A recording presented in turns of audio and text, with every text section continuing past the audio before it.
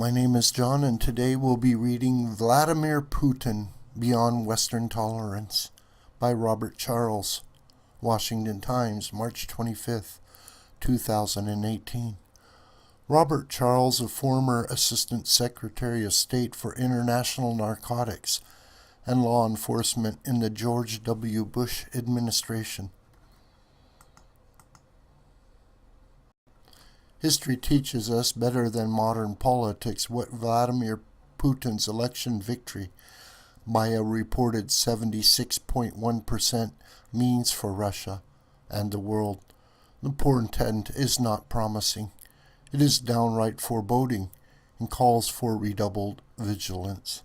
Just over 80 years ago, Joseph Stalin held an election, the year 1937. Russia was depressed under the yoke of Soviet Communism.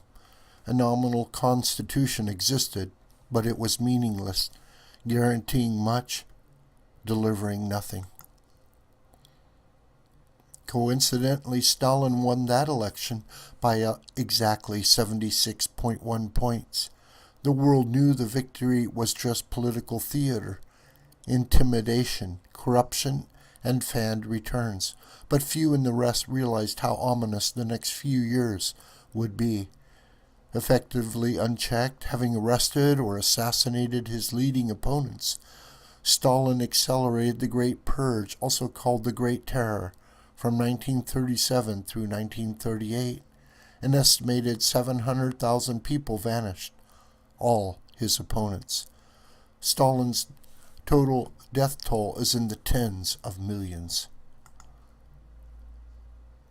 In Stalin's time, fear replaced hope. Stability was paramount, and except for a few brave dissidents, everyday Russians just hunkered down, tried to ignore politics, and awaited the long haul, until Soviet leader Nikita Khrushchev condemned Stalin's dictatorship as a cult of personality it was.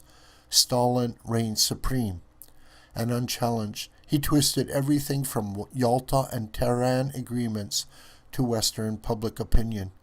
His critics were sidelined, silenced, or bamboozled. Stalin coordinated closely with Chinese Communist dictator Mao Zedong, whose great leap forward killed tens of millions, although Mao never liked Stalin.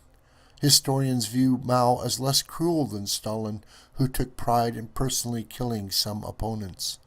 Mr. Putin may now have his historic analog in Chinese leader Xi Jinping, who just declared himself eligible to be paramount and indefinite leader, with removal this month of all term limits on his presidency. Mr. Xi, too, has cultivated a cult of personality. During Stalin's tenure, he ignored international law, annexing after World War II Latvia, Lithuania, Estonia, parts of Germany, Poland, Austria, Czechoslovakia, Romania, and Bulgaria, as well as Manchuria and Korea. He was belligerent, brazen, and indifferent to moral or human rights, as well as untruthful and aggressive. With no domestic check on post-war Stalin, a divided and wary Western Europe could do little. The United States, preoccupied by rebuilding both devastated allies and enemies, reacted to Stalin with the strategy of containment, the only viable approach at the time. But Stalin pushed, since he could, and the world almost went to war again. The Dardanelles crisis, or Turkish Straits crisis, was an attempt by Stalin to annex further territory, bluntly claiming that a part of Turkey close to the Black Sea was actually stolen from Georgia, which was then Soviet. President Truman, who had also authorized the only use of an atomic weapon in war with Japan, said enough. He sent the USS battleship Missouri to the Straits and made clear there would be no annexation. the Soviets built up a fast military response, but when the US and Britain then added a naval task force, Stalin backed down. He just tried, as dictators will, to get whatever he could, and finally had to be stopped. That was not the end, but that was the beginning of the end. Fast forward to Mr. Putin 2018 and his recent overwhelming margin of victory. Look more closely, and President Trump and our European allies would be foolhardy to think Mr. Putin will not, like Stalin, overreach in whatever ways he is given license to pursue. Put aside that Mr. Putin, since 2000, has invaded Georgia and Ukraine, threatened other East European states, run mock attacks along their borders, subverted Western elections, deliberately sowing chaos his chief goal, among political contests in the United States, Germany, France, and elsewhere, and most recently was linked to attempted assassinations with chemical weapons in Britain. Put aside Mr. Putin's equivocation in recent years about Stalin's status, at times saying he was unfairly disparaged, applauding his tactics, and defended him in public. The Los Angeles Times noted that Stalin has lately been applauded by Putin and his supporters as the foundation on which a great Soviet superpower was built.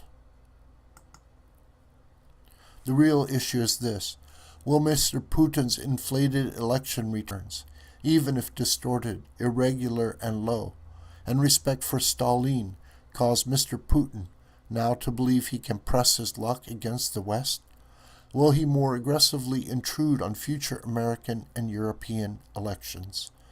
Will he become not just bellicose, but belligerent militarily, as Stalin did, and as Mr. Putin has been in the past, when the United States was perceived as weak or uncommitted? Will he take advantage of a divided Europe and underfunded NATO to test and foul international security arrangements, plan future invasions, accelerate assassinations, push or stir instability in Syria, team more closely with Iran, sell ICBM rocket engines to China and North Korea? In a world built on stable expectations, Russia is now a wild card. Russia's membership in the UN Security Council and fidelity to international institutions suggests Mr. Putin will not play that card, but who knows? His noisy, sharp-elbowed style may yet test Mr. Trump, triggering a return to the resolve shown by Harry Truman during the Turkish Straits crisis. But if he does test us, the Trump administration, including defense, commerce, state and justice, as well as European and Asian allies, the United Nations, and America's private sector, should be ready. The margin of error, as history teach, when an aggressive dictator thinks he has new room to run, gets thin. Mr. Putin's will be thinner than most, because he is already beyond Western tolerance. This election margin means get ready and redouble vigilance. This video is a production of the School of the White Crane. My name is John Brooker, and you could reach me through commentary on this video or through my Gmail listed here. Please share this video with family and friends and on social media. May God richly bless you.